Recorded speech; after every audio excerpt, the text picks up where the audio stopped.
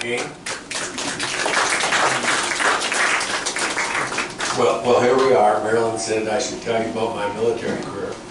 I was planning to do something else to avoid this, but I might as well get it over with. So, okay, condensing 26 years into 45 minutes is not easy, and I think it's going to be a little boring. I've never done anything like this before, so this might be a little messy. I also will use a script and notes so I don't start talking about somebody else. I'm going to use a little military music to keep you awake and help me get through this. Also, I sometimes get emotional about talking about the Army and my family. So if I choke up and can't go on, I'm just going to hand my script over to Marilyn and she'll take care of it. Okay, are you ready? Yes. I said we were going to do some music. No, can't hear me back there. Oh no. Hold your mic a little closer. Okay, how's that? That's better. Well, here's the music I promised you.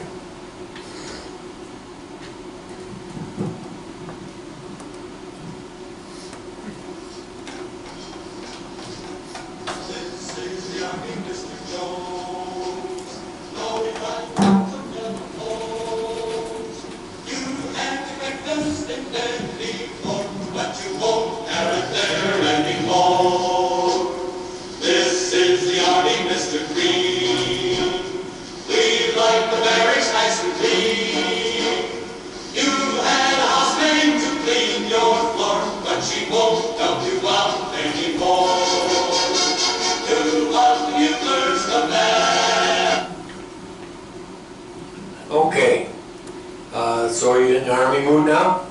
Yes. As the song says, do what the bugler commands. So to better understand my Army, you should know some bugle calls. Bugle calls were once used to tell soldiers where to go, what to do, and how to do it. And they all have special meanings. I'll play some for you during my little talk. There are 17 official bugle calls in the Army. Including fire call, fatigue call, mail call, and church call. They've got school call. About a half a dozen are played on every Army post every single day. Of course, we'll start with the first one, which is first call, obviously.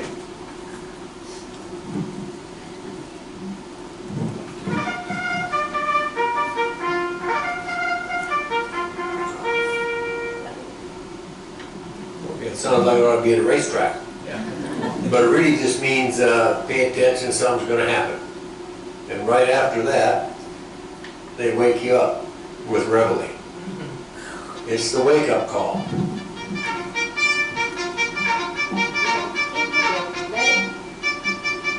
It's when the flag is raised. The most elite honor guards can get the flag fully raised in about 3 seconds. Raising the flag that fast symbolizes the strength and valor of the nation that flies that flag. The flag, incidentally, is commonly called the colors. Reveille, or some version of it, is played in nearly every army in the world. Okay, let's start on the me part. My military career began in North Carolina. North Carolina? How did I get there? North Dakota.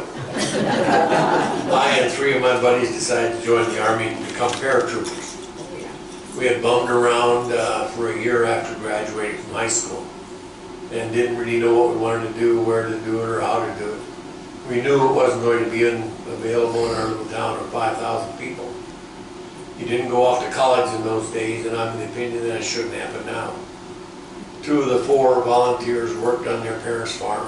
1 shined shoes at a shoe repair shop, and I spent the summer clearing power lines for American Tree Service. Meanwhile, the Korean War was winding down and we were ready to be involved. We all joined together and went to Minneapolis to be sworn in. It was our great adventure. Our first casualty was when Vince Bodine, one of the group, could not pass the airborne physical and had to drop out. He went on to be an engineer and he helped clean up the mess around Bikini Atoll, one of the first atomic bomb sites. So the 3 of us were driven by bus to Fort Riley, Kansas for basic training and advanced infantry training.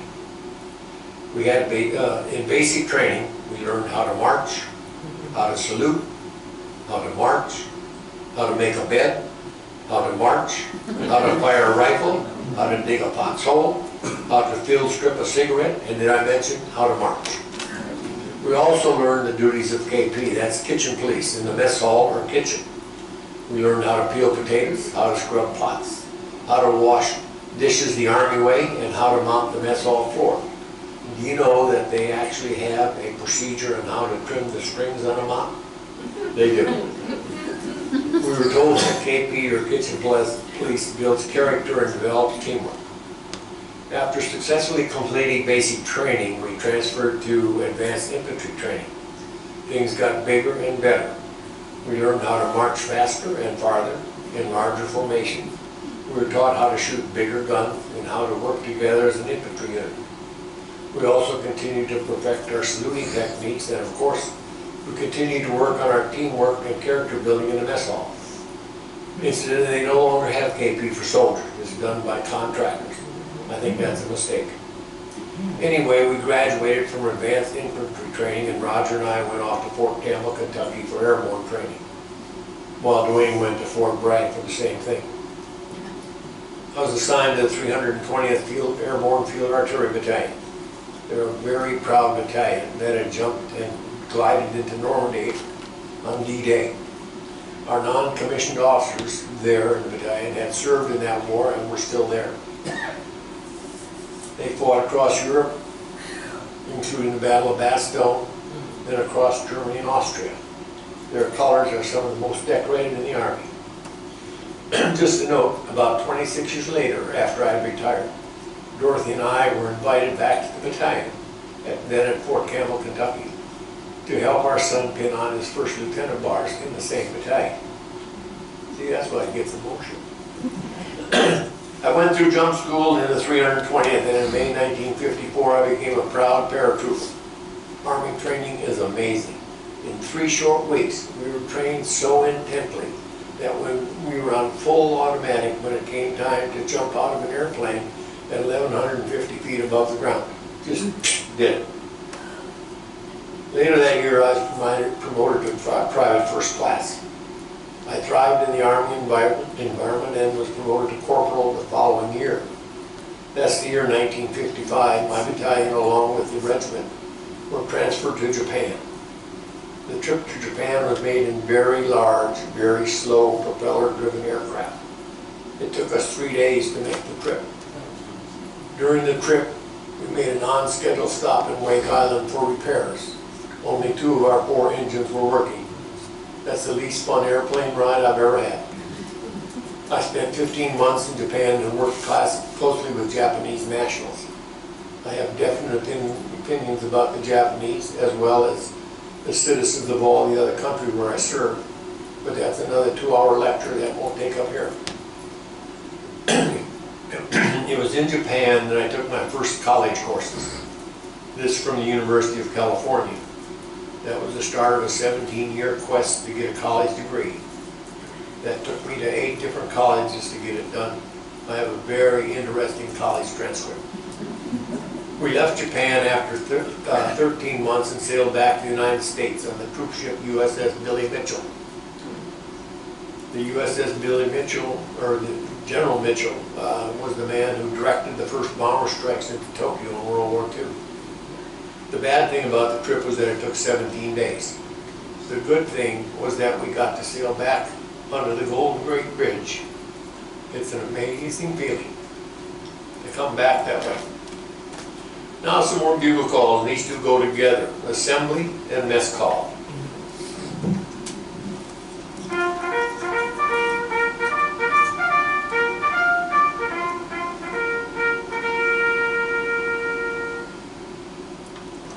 Assembly just means get together and get into formation. The next one is a little more important. So off you go, marching to the mess hall.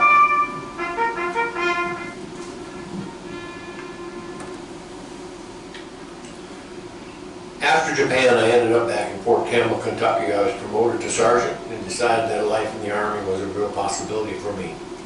And I applied for officer training school. I re-enlisted and went back to Minnesota and claimed Dorothy as my bride. We had corresponded for 3 years and dated whenever we could. I'd actually asked her to marry me when I got my paratrooper wings, but she said not yet. Now she said yes. We were married in Methodist Church in Breckenridge, Minnesota on October 20th, 1956. In lieu of a honeymoon, we made the first of our 25 trips that we were to make while in the Army. I bought a used car with part of my reenlistment bonus. We drove to Clarksville, Tennessee.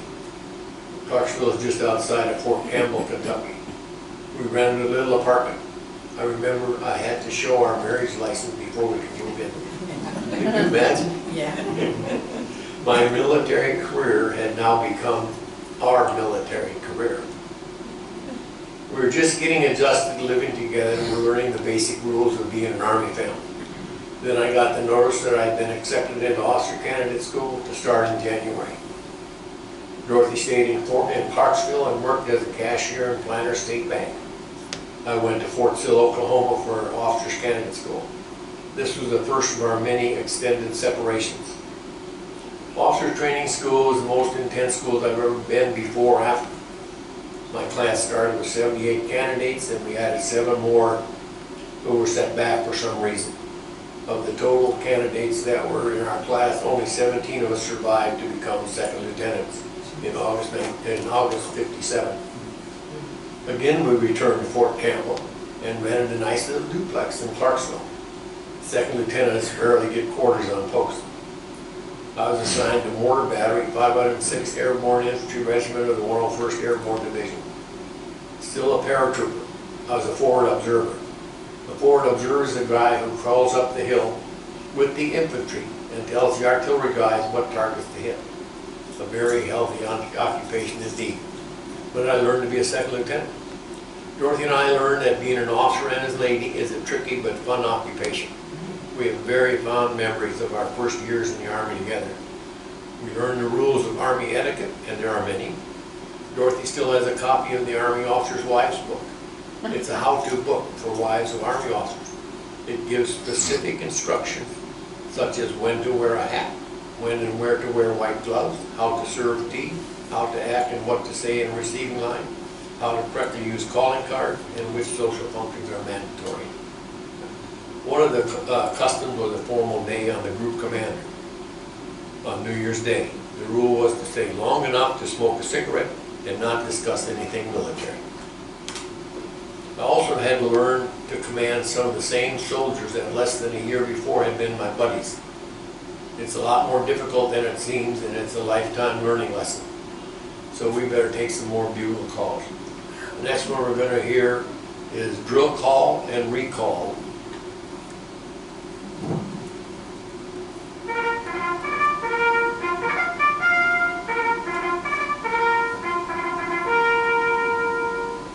And we'll go right into recall.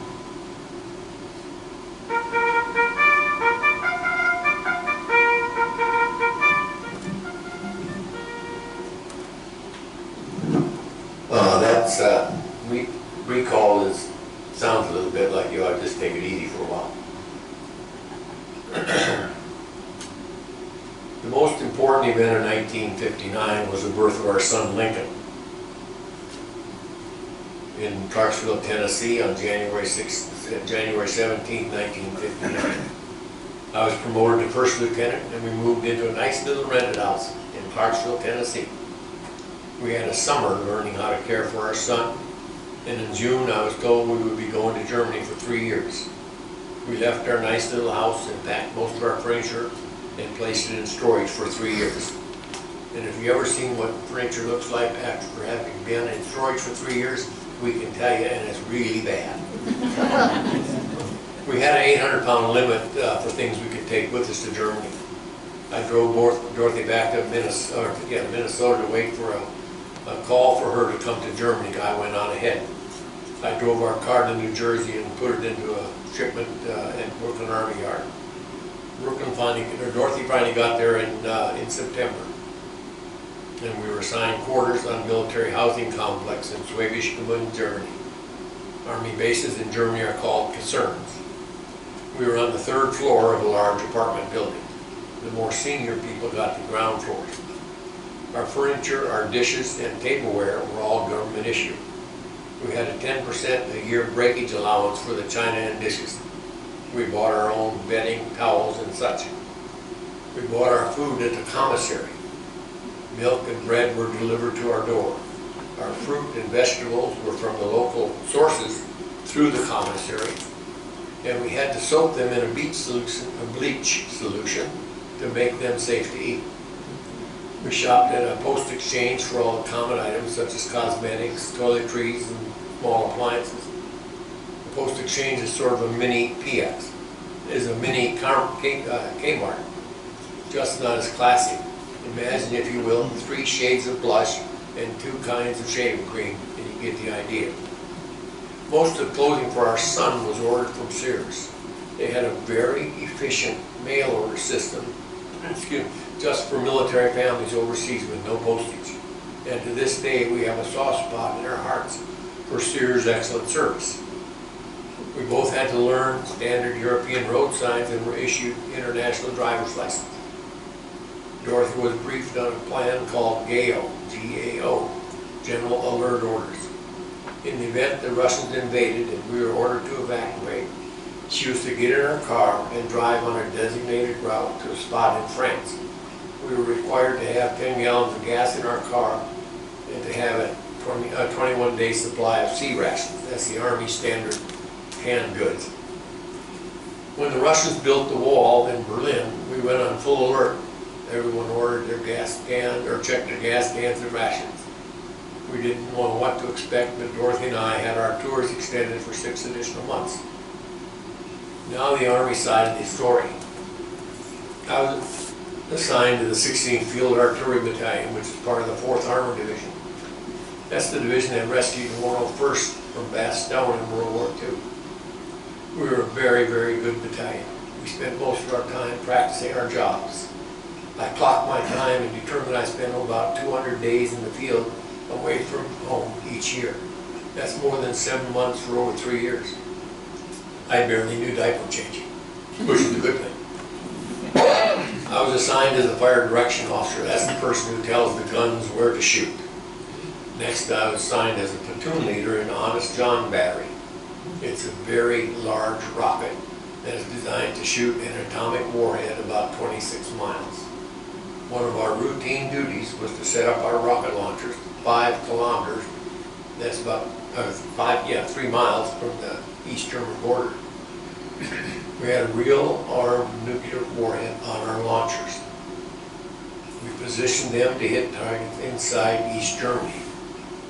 We would conduct these exercises for 6 weeks at a time and would alternate with other Honest John batteries so that the border was always covered by nuclear weapons. It was a very serious game, and we were fully ready to shoot. I believe that we would fire those weapons if the Russians had attacked. I was promoted to captain and became a battery commander, which is the best job in the Army. In late summer, I received word that I had been selected to attend our career field artillery career courses in Fort Sill. And in the fall of the year, we went back to the States. Now, not all of our time in Germany was running around me in the woods and Dorothy servicing the car for a dash to France. We had some time for short vacations in other parts of Europe. We visited England, France, Holland, and Italy. We stayed in the cities of London, England, Paris, France, Venice, Italy, and Amsterdam, Holland. We visited the Tower of London, heard Big Ben chime, and saw the crown jewels. We climbed the Leaning Tower of Pisa, and you could do that then, in Italy, and rode a gondola in Venice. We visited the Louvre Museum in Paris, and we toured the tulip fields of Holland, as well as most of the old castles and forts in Germany. While in Germany, in 1961, I was told to try out for an Army team that would compete in military-related athletic competitions with authors from other NATO countries. I made the team somehow, and we went to Athens, Greece, just like the old Olympic Games. The U.S. team finished first in running and shooting. I have a very fancy Greek urn in our house. That was one of the several trophies we got for winning. We were also treated to a banquet at the King's Palace, hosted by the Crown Prince. Not bad for a first lieutenant. It was the fanciest dinner I ever had before or after. We had a very successful, rewarding tour in Germany, and Dorothy took German lessons from a genuine Austrian princess. I wonder if she's related to Anne. The tour in Germany convinced us that we would remain in the Army for at least our full 20 years.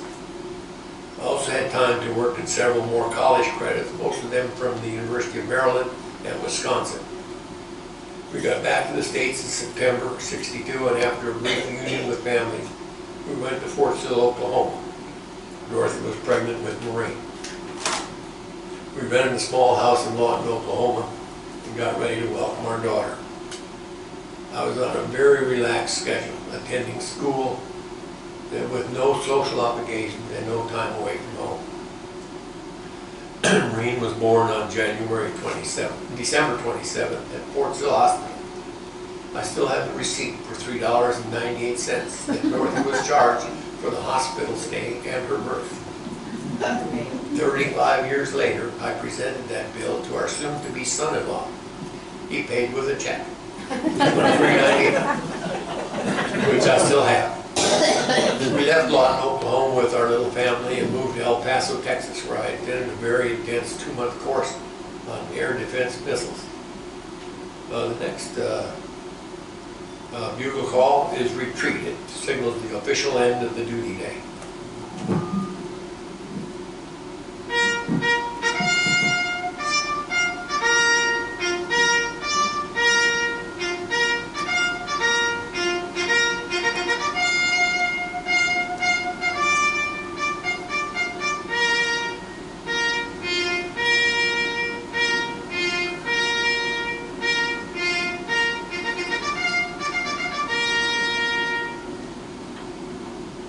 That sounds like people are getting ready to hang it up for the day.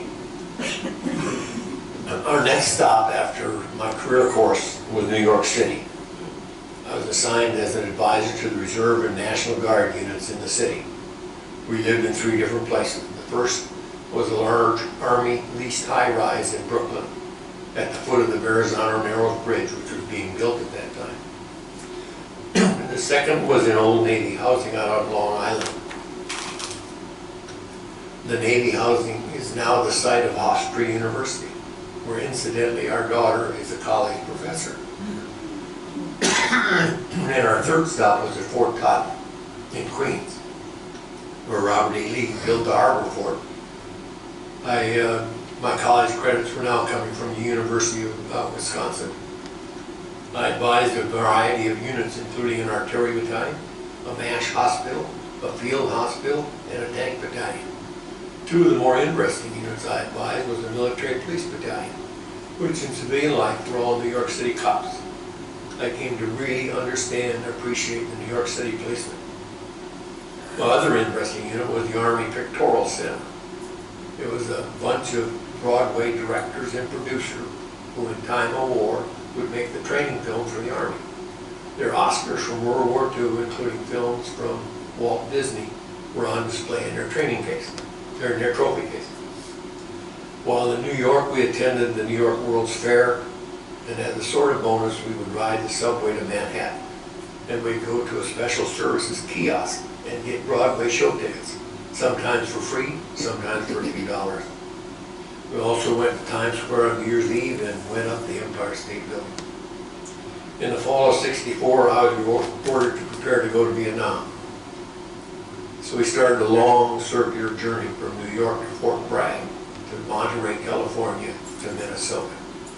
We spent 6 weeks at Fort Bragg, where Special Forces cadre taught us the finer points of jungle warfare, survival training, and how to kill a chicken without a weapon.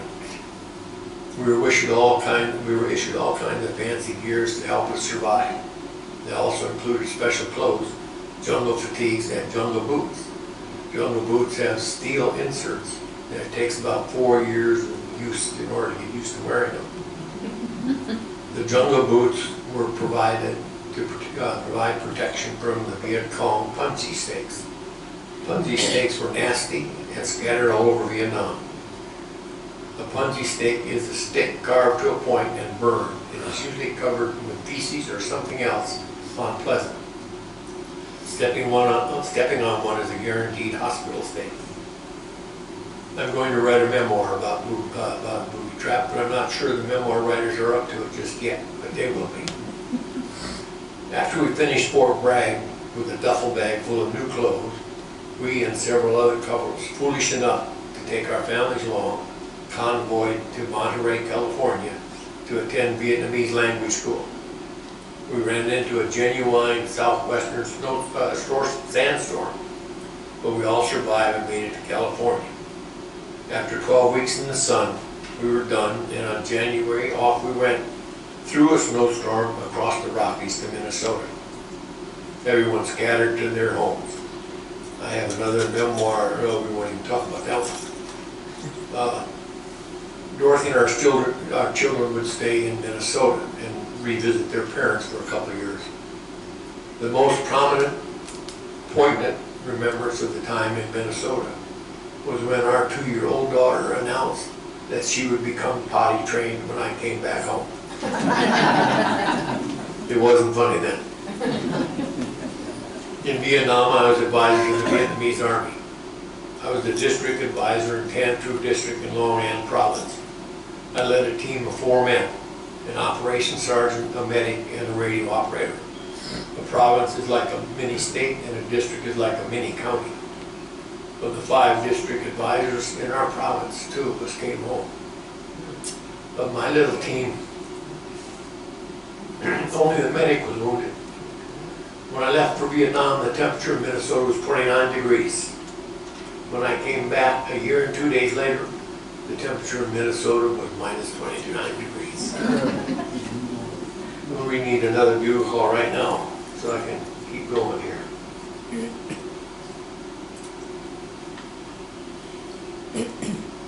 This is to the colors.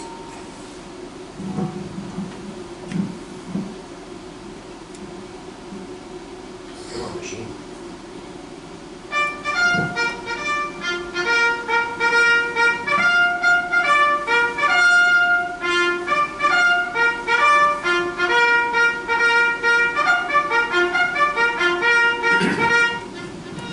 To the colors is played at official functions when a band is not available or the national anthem has already been played. It commands the same respect as the national anthem. And if you're on a military post at 5 p.m. and you go by, you will hear retreat and then to the colors played one after the other. You will see military members get out of their cars, get out and stand at attention and salute the flag. Texas was the time for us to be reunited with my family, and we learn our children. We bought our first house in Mineral Wells, Texas for $14,500. I was promoted to major and I got some more college work at Weatherford College. It was an easy pace, but it lasted only a year. And then I was ordered to Fort Leavenworth, Kansas to attend Command and General College. So in January of 1967, I went to Fort Leavenworth, and Dorothy held the fort in Mineral Wells, Texas. After my college, we were assigned to the Pentagon in Washington, D.C. Dorothy sold the house in Texas, and away we went. We bought a house in Alexandria, Virginia. Both children were now enrolled in school, and Dorothy managed the house because I was away at the Pentagon 12 hours a day. We were Cub Scout leaders. We both taught Sunday school at Franconia Methodist Church. I coached Little League Baseball. We had a wonderful civilian group in our little neighborhood. Our immediate neighbors were a Secret Service agent, a senior congressional aide, an FBI agent, and several businessmen. We toured every corner of that wonderful capital, and we roamed the halls of the Smithsonian whenever we had a chance. My college credits were now from the University of Maryland. And I finally got enough credits to qualify to go to Operation Bootstrap, which is a one-year college tour that you have to complete in 1 year. And I chose University of Nebraska at Omaha. Again, Dorothy sold our house in Virginia, and we drove to Omaha. We bought another house in Omaha. I had a great time going to college. Now I know like college kids don't want to leave.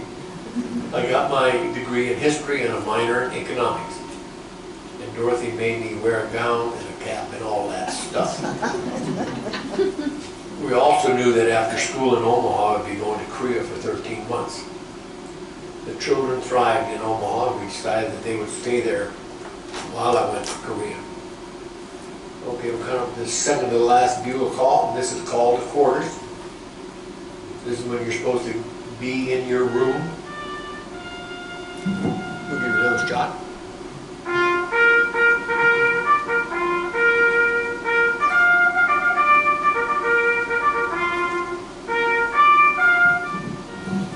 And turn off the lights.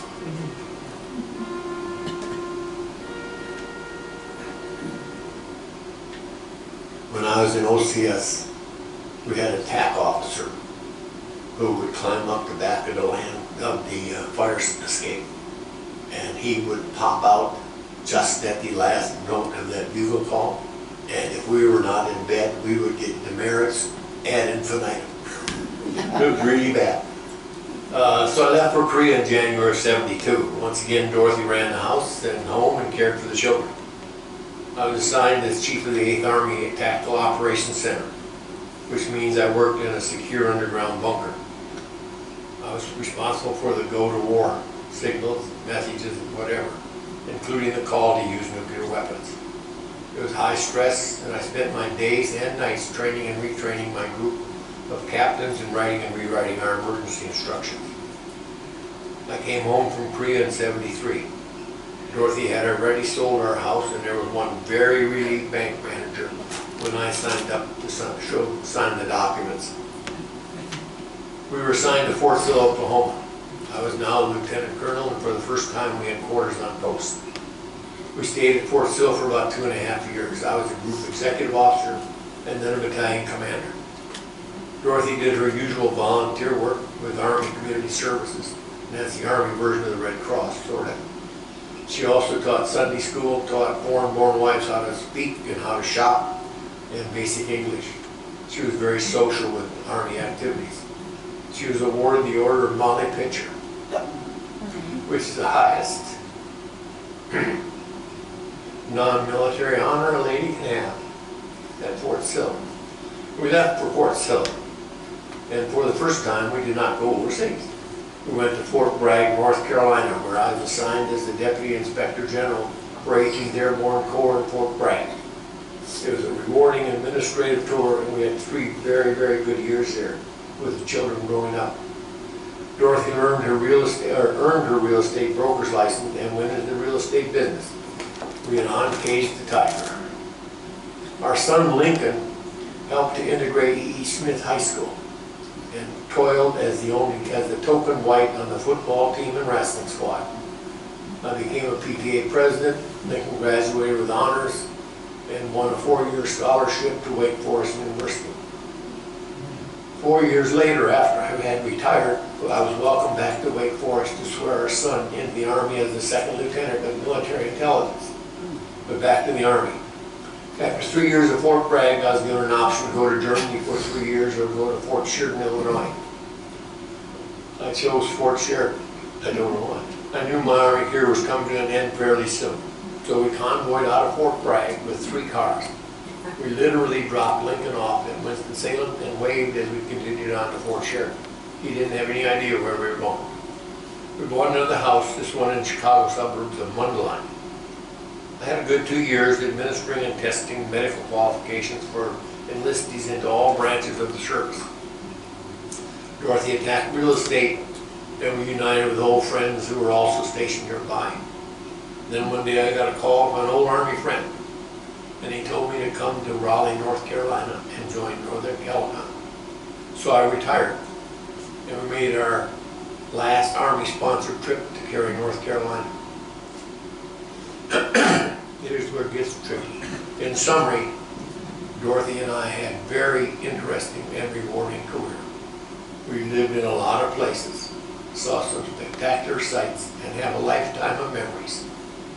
Our children each attended 8 different schools to get through college, and they did it with flying colors.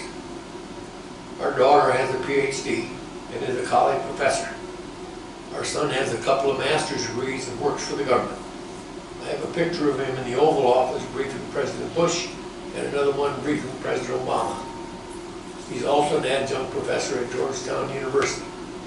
Not bad for the son and daughter of a simple soldier, don't you think? You can tell from my narrative that Dorothy was the one who always was there, no matter where there was. And she managed the house, the family, and is responsible for the success of our children. As for me, I learned how to spit shine boots, how to jump out of airplanes, and how to drive a Jeep really, really well.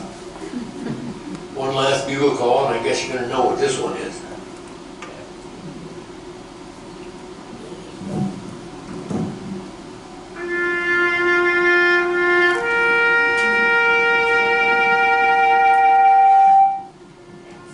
Well, that was the end of my military career. Because I was regular Army, I had pocket orders. With a duty station in the Pentagon, that would become effective the day that the country announced general mobilization. I would have had 72 hours to get there. When I became 65, I was released and they sent me a letter of thanks. Now my career was truly over. I started working for Northern Telecom and spent 11 years with them. They gave me a nice little retirement. We lived in 3 different cities, Cary, of course, Nashville, Tennessee, and Dallas, Texas. As Northern Telecom's fortune started to decline, I was offered and accepted early retirement, which I accepted, and in 1991, I became unemployed.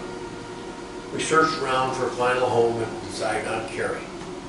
Dorothy resumed her real estate career, and I started Cary Pacific Technologies. We were an immediate success, and ended up with 5 old military friends. We provided safety services and inspections in several states, including Alabama, Georgia, North and South Carolina, Illinois, and Indiana. When I finally hit 76, I retired, turned in my final IRS Schedule S form, dissolving the company. Because of macular degeneration, Dorothy had already hung up her license. We had planned on staying in our home forever. And Dorothy had designed it so that we would live on one level, but we were wrong. With macular degeneration, celiac approved, artificial knees, bypass surgery, and other ailments, we looked all over for choices for an alternate living style. And visited every facility in Cary, Apex, and several in Raleigh. We selected Woodland Terrace and moved here in November 2015. We made the right choice. And soon the residents of Woodland Terrace became our second families, and we appreciate all of you. I was going to play something else, but I knew I wouldn't make it through. So thank you for coming. That's my story.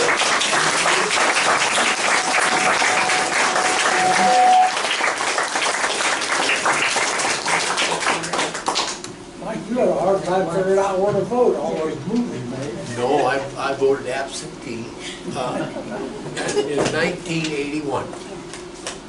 Dorothy and I walked up the steps of this schoolhouse in Cary and voted in person for the first time.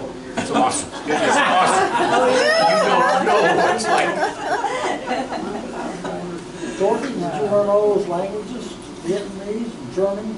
I didn't learn Vietnamese, that's for darn sure. She had enough trouble with that Austrian. Did you have a little bit of German? A little bit of German. Yeah, but that's awesome. Yeah. And I did my best to forget my Vietnamese.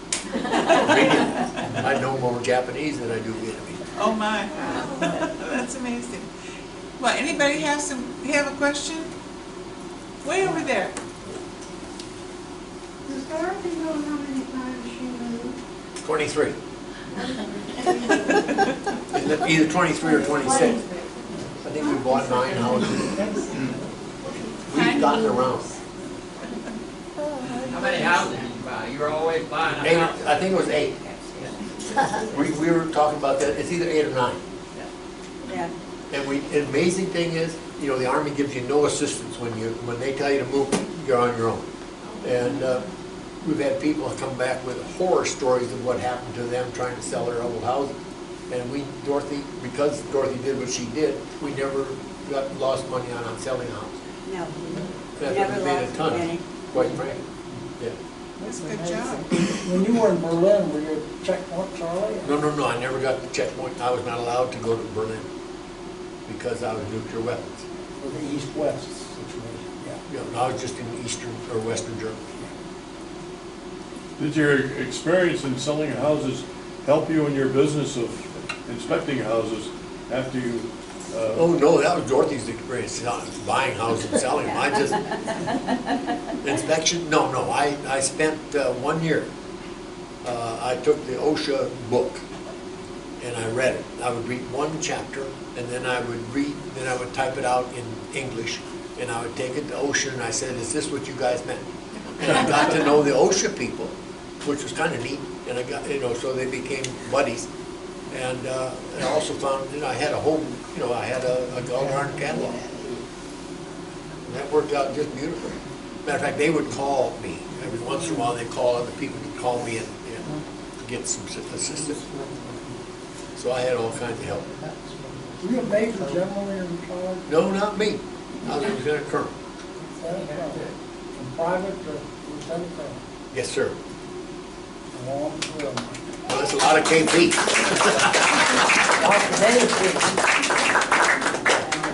KP is the funniest thing you ever. Never mind, that's a different story. So the Army has contracted out KP now. Yeah, and I think that's a big mistake. I think the drudgery things are part of the real, honest to God, character building, and you know that, Tom. And I think that, we've got whatever. The soldier today is well armed or well equipped as anybody in the world ever has been. I question some of the character. And that's just me. Some of my old buddies agree, by the way. Well, Mike, talking about the experience in KP and all of that, what it means to building your character. Yes. I'm sure you probably agree with me that we need to have a draft so more kids get that discipline and training. Yeah, Lee, I would have favored draft immediately, as long as it was 100%. If you can't serve in the military, then serve somewhere, sweep streets, I don't care, just clean out schools, that sort of anything. But yes, I agree in universal training of some sort. Absolutely. For women as well as men? Absolutely.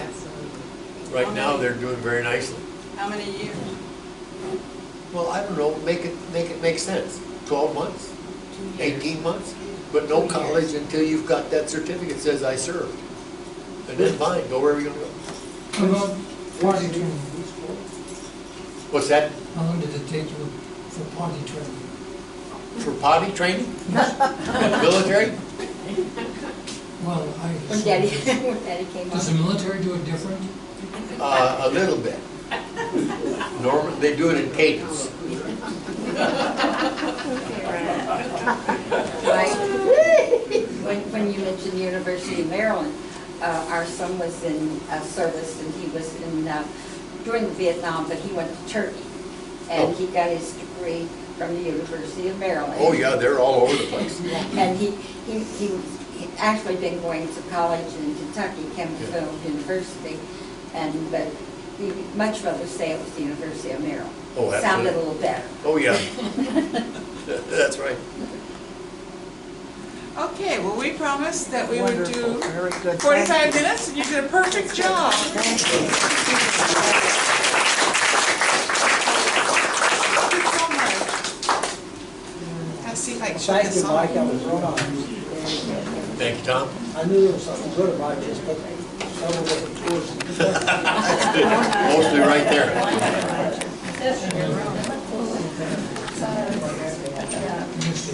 Very informative. I thought that some of those trips seemed pretty circuitous. Oh yeah. You just got used to that, didn't you?